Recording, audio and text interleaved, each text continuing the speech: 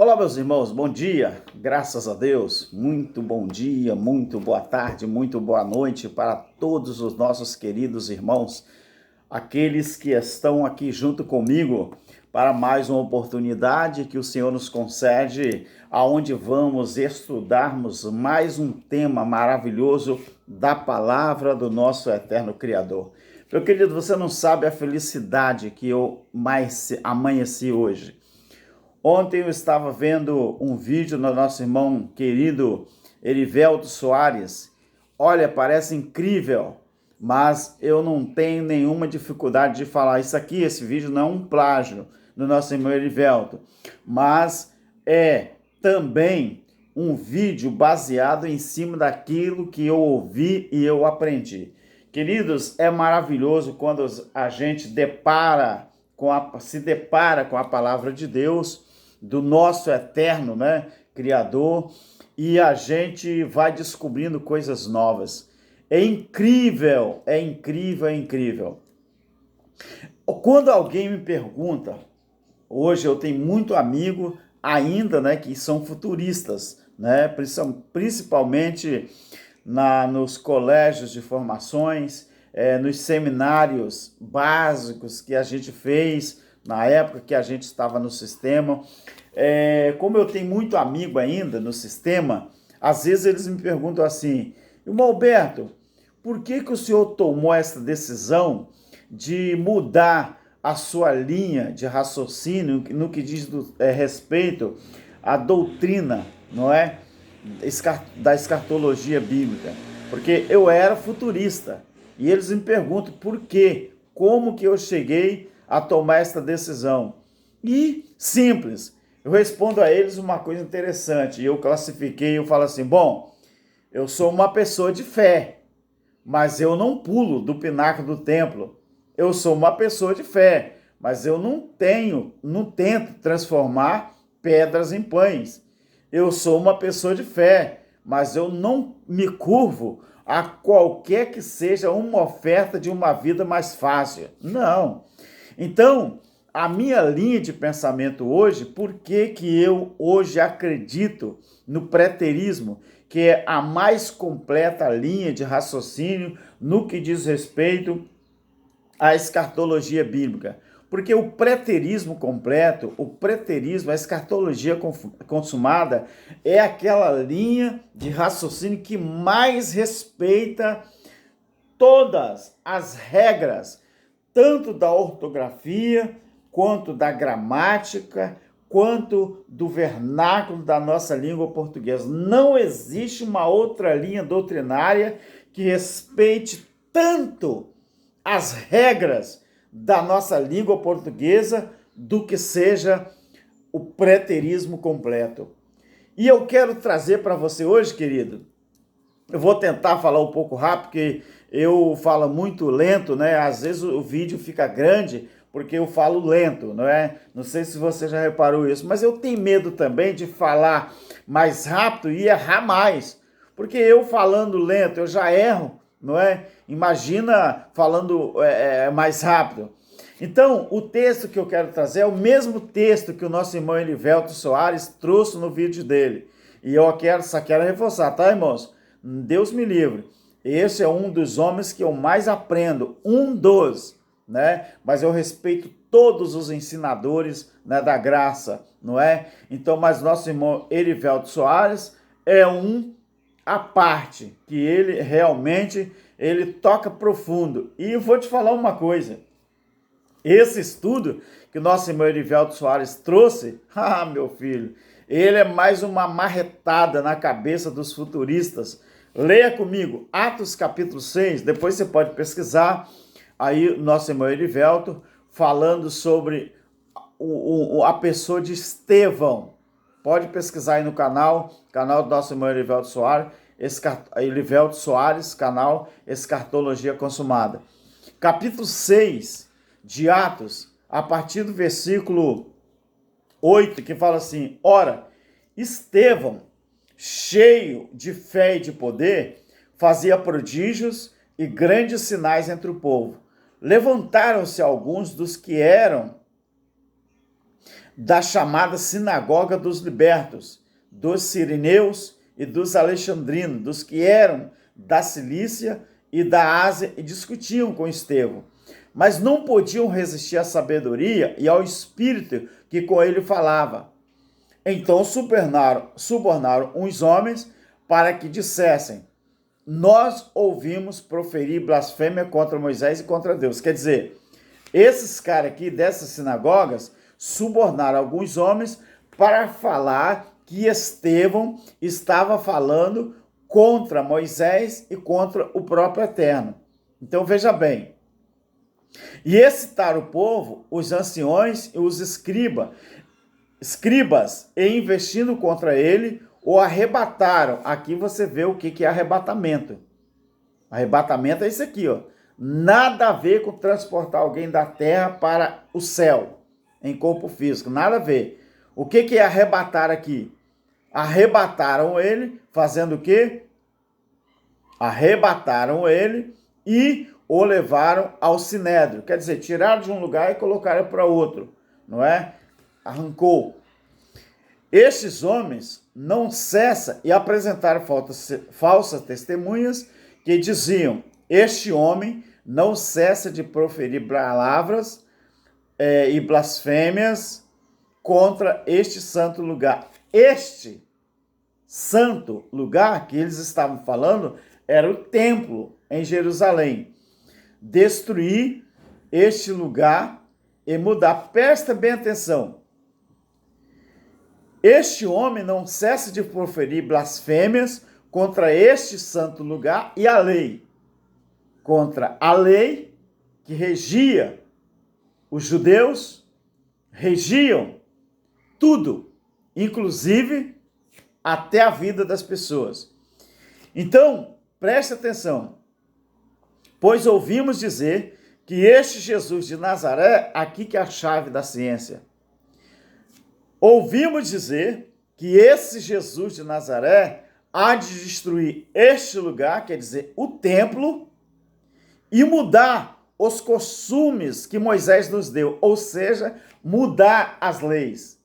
Isso é o que eles acusavam ou acusaram Estevão de estar fazendo. Então, todos os que estavam assentados no sinédrio, o que era o sinédrio? Era o STF, nosso aqui no Brasil, Supremo Tribunal Federal. O sinédrio era o Supremo Tribunal Federal, regido pelos sacerdotes e sumos sacerdotes. Então, todos os que estavam sentados no sinédrio, fixando os olhos nele, quem? Nele, Estevão. Nele é uma preposição. Viram o seu rosto como o rosto de um anjo. Ah, tá. Então eles, quando olharam para Estevão, perceberam que aquelas falsas testemunhas que foram contratadas, na verdade, eles não estavam proferindo um falso testemunho. Por quê? Porque quando eles olharam para a cara de Estevão, quando fixaram os olhos nele, viram o seu rosto como o rosto de um anjo. Ah, tá. Então eles perceberam que tudo aquilo que Estevão falava era verdade. Olha que lindo. Olha que lindo. Estevão, ele sabia de tudo. Estevão sabia que aquele Jesus, preste atenção, que nós estamos em Atos 6. Em Atos 6, o Jesus de Nazaré já não era mais Jesus de Nazaré.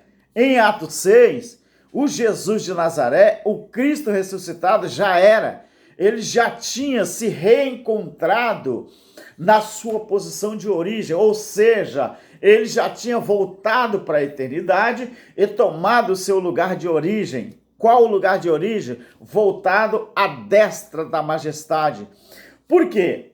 Preste bem atenção. O que os anjos falaram com os galileus acerca daquilo que Estevão estava repetindo lá em Atos 6. O que Estevão está falando em Atos 6 é justamente o que os varões galileus ouviram dos anjos em Atos 1. Abre a sua Bíblia em Atos 1. A partir do versículo 10. Atos 1, a partir do versículo 10. Estando eles quem? Os galileus, com os olhos fitos nos céus, enquanto ele subia, ele quem? Yahusha, o Filho do Eterno. Enquanto ele subia, de repente, junto deles, se puseram dois homens vestidos de branco. Eram os anjos, vestidos de branco, os quais lhe disseram: varões galileus. Querido, aonde está o problema todo aqui neste versículo? Existe problema no versículo? Não. O problema é erro de interpretação dos futuristas. Eles usam isso aqui e fala que os anjos estavam falando para o mundo inteiro de que Jesus, aquele Jesus, iria voltar, só que não mais como Jesus, não mais como Cristo ressuscitado, voltaria como o Filho do Homem. Preste atenção, os futuristas é que faz confusão, falando que varões galileus se refere a mim e a você no século 21 ou no ano 2021. É mentira, queridos. Preste bem atenção. Os dois homens vestidos de branco, os quais lhe disseram, varões galileus, disse a quem? Varões brasileiros? Varões americanos? Varões holandeses? Varões uruguaios? Varões chilenos? Varões ingleses? Varões franceses? Varões africanos? Varões sul-africanos? Não, querido. Varões marroquinos? Varões chilenos? Varões mexicanos? Varões canadenses? Varões russos? Varões ucranianos? Varões... Sei lá, é tanta nação. Queridos, varões galileus. Varões galileus. Era o povo de Israel. O povo que vivia ali dentro de Israel. Os judeus. Varões galileus. Esse Jesus não é Jesus, é Yahusha. Esse Yahusha, que dentre vós foi recebido em cima no céu, há de vir. Olha como foi rápido, né? Olha como foi rápido. Na mesma hora que Yahusha saiu da terra, os anjos vieram confirmar que ele já tinha chegado. É no abrir e no piscar de olho, né?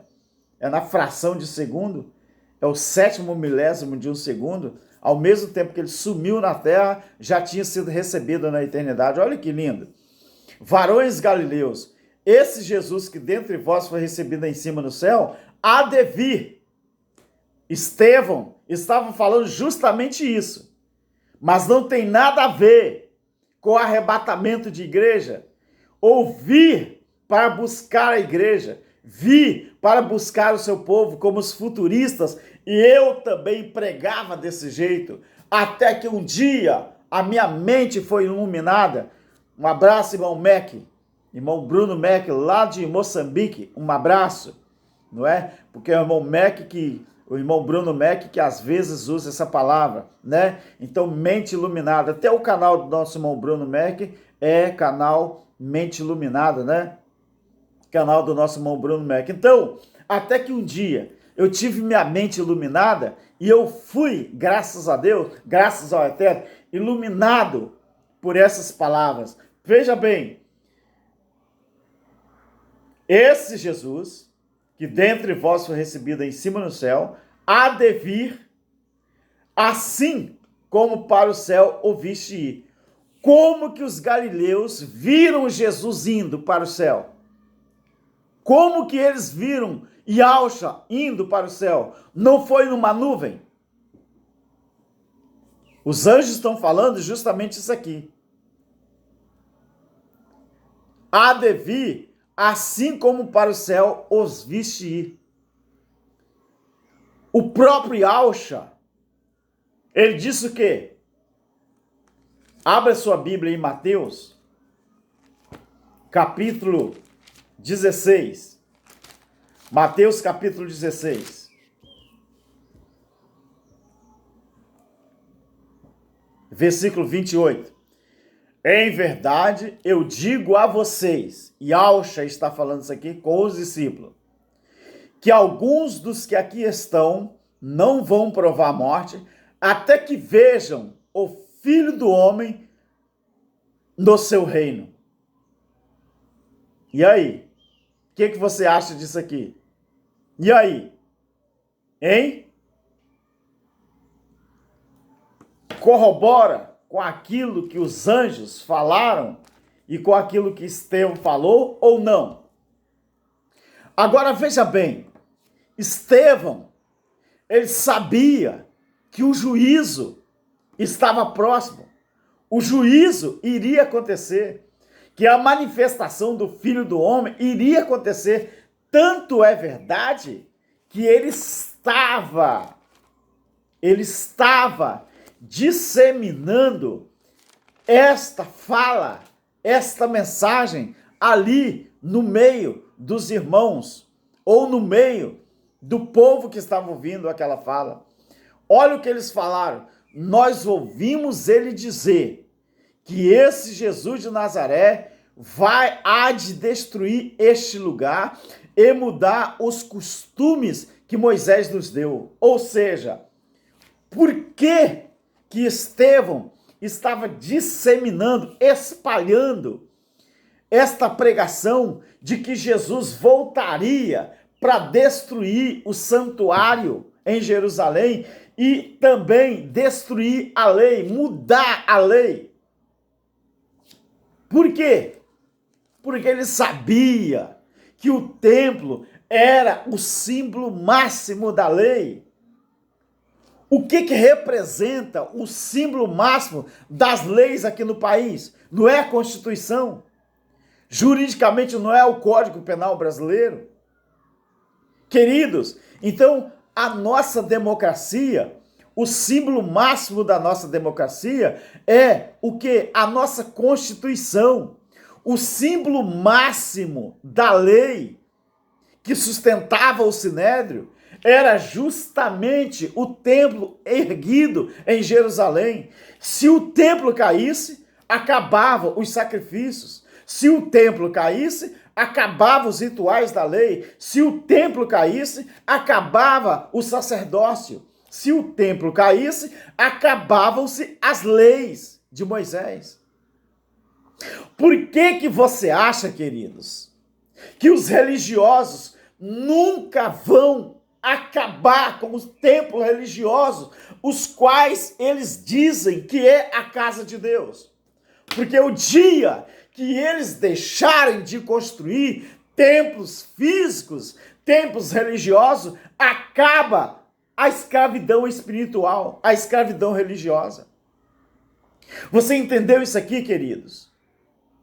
Veja o que Yahshua falou em Mateus, no capítulo 24. Saindo do templo, Yahshua ia se retirando quando se aproximaram dele os seus discípulos para lhe mostrarem a estrutura do templo. Ele, porém, lhes perguntou: não vedes tudo isso? Olha aqui, o que Estevão estava falando era justamente isso aqui. Não vedes tudo isso? Em verdade, vos digo que não ficará aqui pedra sobre pedra que não seja derrubado. Estevão estava mentindo? Claro que não. Estevão estava ciente do juízo do ano 70.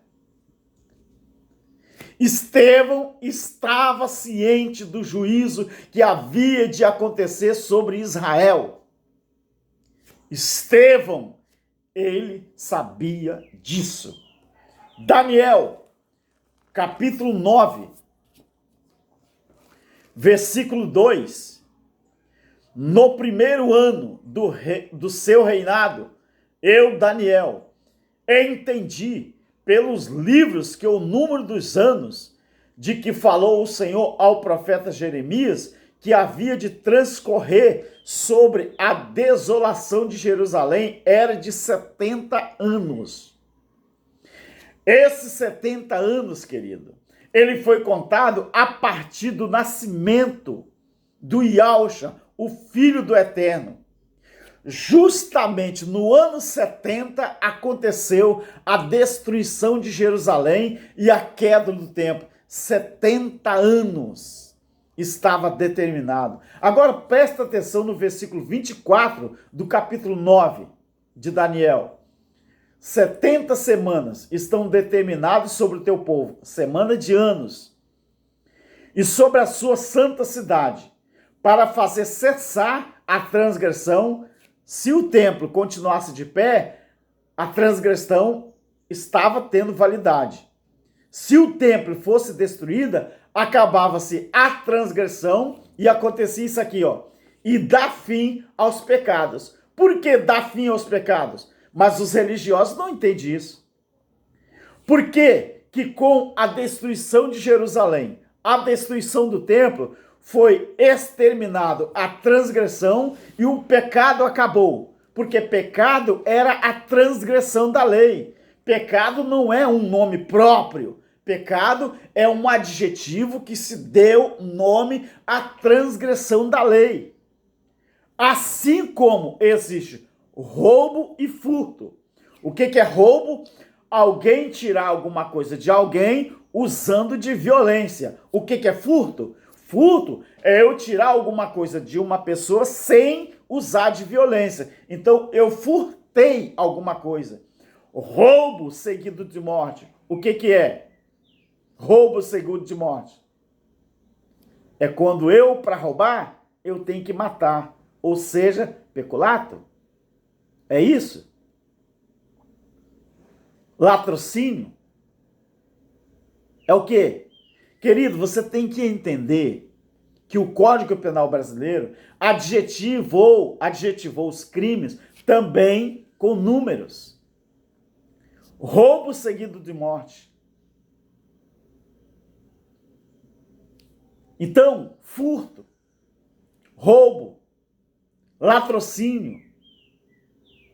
Então você tem que entender que quando Daniel, ele falou isso aqui, 70 anos estariam determinados para o povo, desde o momento em que o príncipe nascesse. Há de vir, destruirá a cidade e o santuário, versículo 26. Há de vir, depois dessas 62 semanas, será cortado o ungido e não será mais. E o povo do príncipe que há de vir destruirá a cidade e o santuário. O seu fim será como uma inundação. Até o fim haverá guerra e estão determinados desolações. Você tem que aprender. Tem que aprender. Porque quando o general Tito, com seu pai Vespasiano, invadiram Jerusalém, foi com um propósito. Mas essa invasão não aconteceu de uma hora para outra. Eles já vinham programando, eles estavam cercando a cidade. Quando entraram, foi para destruir a cidade por inteiro e também o santuário ou o templo. Estude Flávio Joséfo e você vai entender tudo isso aqui. Então, querido, quando alguém me pergunta, irmão Alberto, por que o senhor mudou a sua linha de raciocínio no que diz respeito àquilo que o senhor acreditava? Eu era futurista. E eu sempre vou responder, eu sou uma pessoa de fé, mas eu não pulo do pináculo do templo. Eu não sou otário, eu não sou louco para acreditar numa mentira. Eu não pulo do pináculo do templo, eu não tento transformar pedras em pães. Eu não sou louco para querer enganar o povo usando isso aqui. Eu não sou. Eu não vou transformar pedra em pão, querido. Eu não vou. Outra coisa, eu não me curvo a qualquer que seja uma oferta de uma vida mais fácil. De jeito nenhum. Eu nunca vou usar a palavra do Eterno esqueci o verbo, para arrecadar fundos para me sustentar de jeito nenhum. Eu não sou louco, eu não sou doido. Tá aí, irmãos. Um abraço ao nosso irmão Erivelto Soares, que seu vídeo ali é uma aula realmente, e aqui eu trouxe para vocês só para corroborar aquilo que o nosso irmão Erivelto Soares fala com respeito a isso aqui. Então, Estevão sabia do juízo e ele pregava sobre o juízo. Acabou, querido, acabou. O sistema tem que ajoelhar mesmo, acabou. Não adianta continuar enganando o povo, não adianta. A Bíblia, ela é clara. O preterismo completo é a melhor linha doutrinária escatológica para você entender a Bíblia. Agora, basta você querer. Se você não quiser, infelizmente, você vai continuar sendo enganado. Graça eterna a todos e um bom final de semana para todos nós. Amém.